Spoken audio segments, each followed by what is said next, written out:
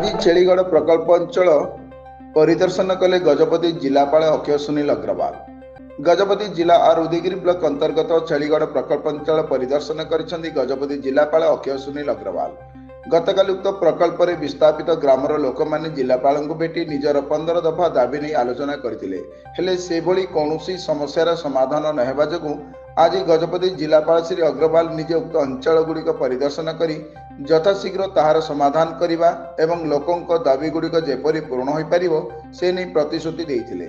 देखा गले दीर्घ वर्षर यह प्रकल्प सरिवार नाम नेउथुवा बेले जिलापालक पर जिलापाल बदली हो गले, शेष में राज्य सरकार भी बदली हो गले, किंतु आज भी यह प्रकल्प स्थिति अधपंतरिया हो रही। किंतु गतकाली जिलापाल अभियोग पर आज हठात जिलापाल निजे निजर टीम से उक्त अंचल परिदर्शन करिथिबा जोगु विस्थापित मन में किछि आशा निश्चय भरी देइछि। सर मो नाम हूँ रमाकांत प्रधान। छेलीगढ़ विस्थापित अंचल संपादक भाव कार्यरत अच्छे।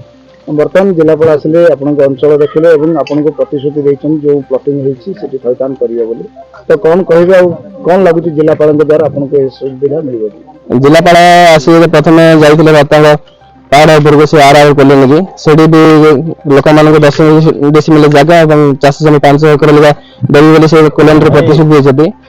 परवर्ती समय आमर पुलिस को आर कॉलोनी आसी एड्रे प्लॉटिंग को माध्यम रही से देखिले और चाष जमी बाहर करने से एससी सार को कहते यथाशीघ्र सप्ताह भितर आम बाहर कर जगह से प्रतिश्रुति देते।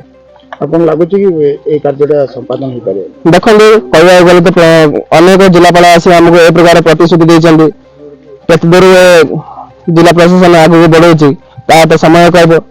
जदि सेटिंग मध्य सप्ताह भीतर जदि न करिबे ता कौन अवस्था तो समय कहबो। अच्छा आपनर अंचल जो केते विस्थापित को एबे थैतान करा जाय छी आ केते केतोडी गाँ रह जाय छी?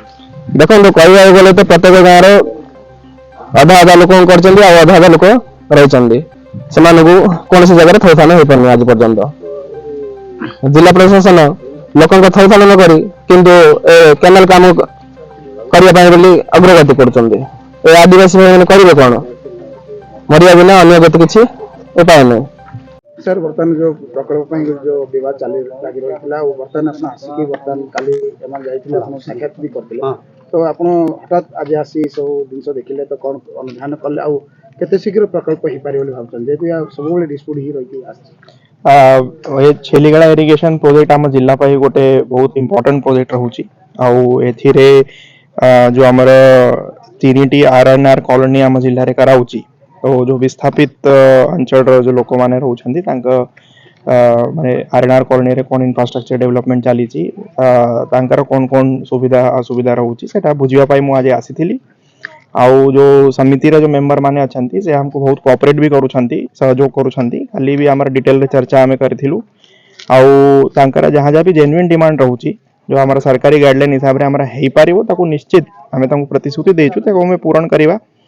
आउ बाकी मु आशा करूची हमारा प्रोजेक्ट बहुत शीघ्र हम माने आगो को जीवो समस्त सहयोग रे एटा आगेबो प्रोजेक्ट।